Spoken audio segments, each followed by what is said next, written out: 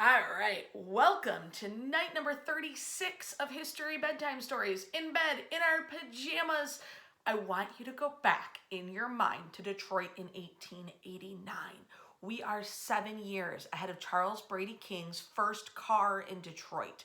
We are 3 years ahead of the Detroit Public School Department hiring its first African American female teacher, Dr. Fannie Richards. We are the 15th largest city in the country with 206,000 Detroiters.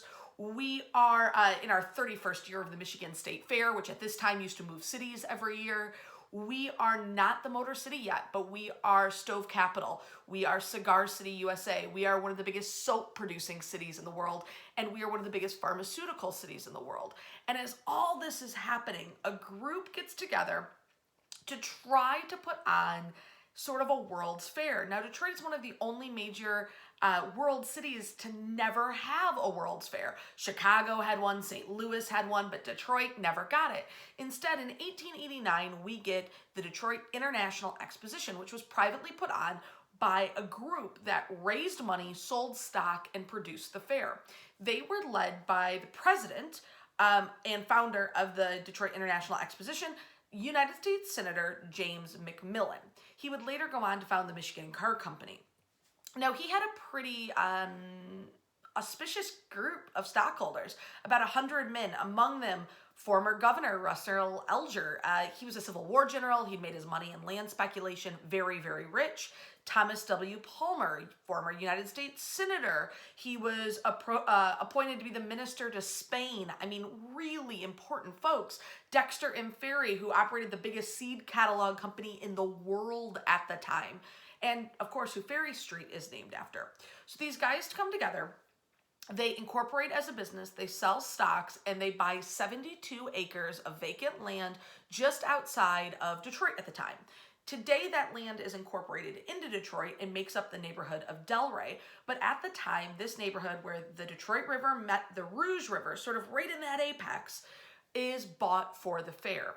Workers are brought in and they have to drain it. It is marshy wetland. So it's this big mechanical thing right from the beginning, this big engineering feat just to get it dry enough that they can build. Once it's dry enough, they hire architect Lewis Camper. And Camper designs, when I say big, we're talking massive. A 200,000 square foot exhibition hall and observation tower. Now, an observation tower is just that. It's a very, very high tower that you could climb up the stairs to. Once you got to the top, you're like breathing heavy and winded and exhausted, but it gave you this bird's eye view of your surroundings. And before flight, before skyscrapers, this truly was a modern miracle. This idea that you could climb up and view the world around you, seeing miles in every direction. This image is an aerial view of the fair from Harper's Weekly magazine, published August 17th, 1889. You can see the Rouge River, the Detroit River, and then the fair built, all those buildings custom built for the fair in the sort of crux of the two rivers. The article says, from the observation tower may be seen a panorama worth an hour's study. To the left was the city, tinged over with the smoke of industry, and to the right, the green fields of Canada.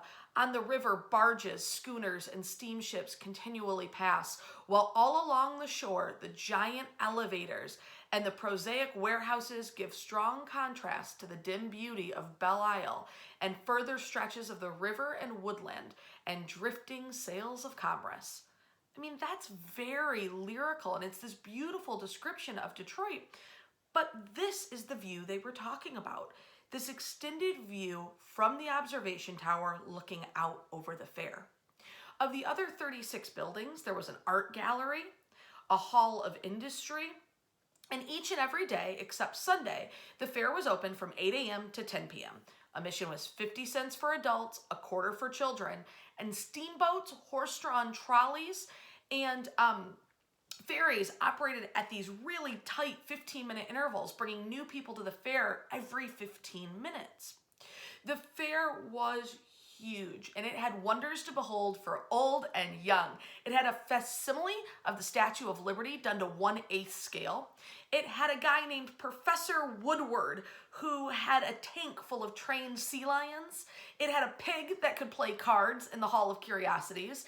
There were baseball tournaments and lacrosse tournaments, horse racing and yachting competitions.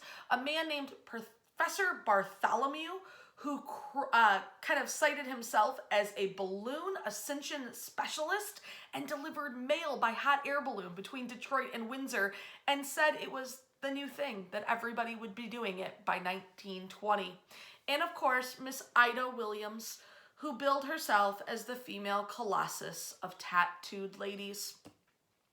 The fair also attracted businesses who displayed their commerce and their wares, including the Queen Anne Soap Company. The Queen Anne Soap Company actually built their entire display out of bars of soap.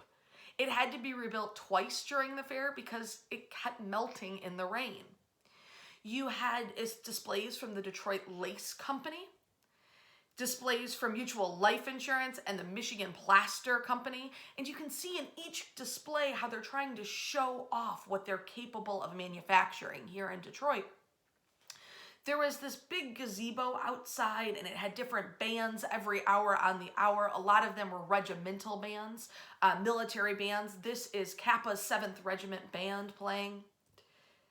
Souvenirs became a really big industry in Detroit during the time the fair ran, which was about 31 months. You could get different things like celluloid mirrors for ladies to keep in their purses, matchbooks, and commemorative programs. This one is from the Michigan Carbon Works, which would later go on to operate the salt mines in Delray. Here's a great one for the cigar companies and the soap companies. You also had businesses that used their products to set up sort of events at the fair. This is the Page Woven Wire Fence Company, which used its chain link fence to build a obstacle course, sort of this climb up it, climb down it, crawl over it, obstacle course for children and adults, and it was one of the most popular exhibits at the fair. You also had some really smart expansions of businesses into Delray to kind of economize what was going on with the fair. Visitors discovered this kind of city within a city. Harper Hospital constructed a big aid station that was capable of housing and caring for up to 200 patients at a time. There was a jail. There was a post office where you could buy custom stamps and custom postcards that showed that you had been at the Detroit International Exposition. There was a train depot, and if you were drunk, you could actually visit the Exposition Brewing Company, a beer brewer that was built specifically for the fair. That got fought off by another tent, the Women's Christian Temperance Union, which operated their Tabernacle Gospel tent, one of the only things open on Sundays. And they even built a miniature lake into the fairgrounds so that they could have boating races. But of all of it, Professor Bartholomew, the balloonist, my favorite. I love hot air balloons. I think this is nuts.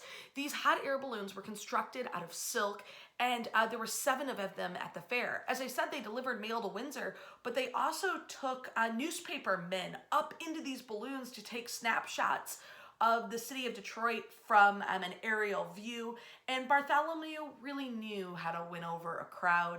He said on August 5th, 1890, "I have looked down upon a great many cities, but I have never seen a prettier city than Detroit." That, being published in the newspaper, instantly made him a Detroit favorite. He did have a few accidents, but he survived the fair. This is a rare candid photo that actually shows him hanging from a deflating balloon. The balloon pulled a seam rip, and he had to quickly get himself back down to the ground. There were also guys like Professor J.C. Chambers, who invited fairgoers to drop into the Electric Sanatorium and Institute on Washington Boulevard for a free treatment. Now, you might be asking yourself exactly what kind of treatment is this so-called professor offering? Well, it was electric stimulus to calm ladies. that means what you think it means. You also had a exhibit which today we see as horrific and wrong, but at the time was very normal. You had a Hall of Freaks. The Hall of Freaks included enslaved people like Fiji Jim. Fiji Jim, along with his wife, were displayed more like livestock than like humans, and you could actually pay a nickel to touch his hair. Fiji Jim wasn't actually from Fiji. In fact, he was a Pacific Islander, but he was sold from the Barnum and Bailey Circus to the fair for the run of the exhibit. You had sharpshooters who would do amazing tricks and then be part of the exhibit for booths like Smith & Wesson. But the real into the fair comes in 1895. The fair had run for 3 years. Some of the buildings were still up by 1895, and at this point it is sold to the Slove Processing Company that wants to open the salt mines in Detroit. By 1895, all of the buildings have either caught fire or been torn down, and the fair is just a memory. No one living today has a memory of the fair, but I think the best tribute I can give the fair is to read you the Detroit Tribune newspaper's explanation of the fair, published in 1890. Let Detroit put on her best holiday attire and her sweetest smile and make everyone happy the world wide. They used to call Detroit Old Foggy.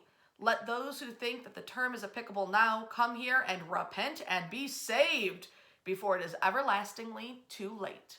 Detroit is truly a magical city. The fair is one of the highlights of early Detroit and helps bring us into our Paris of the Midwest and world appreciated city status. I will see you tomorrow night. Wash your hands.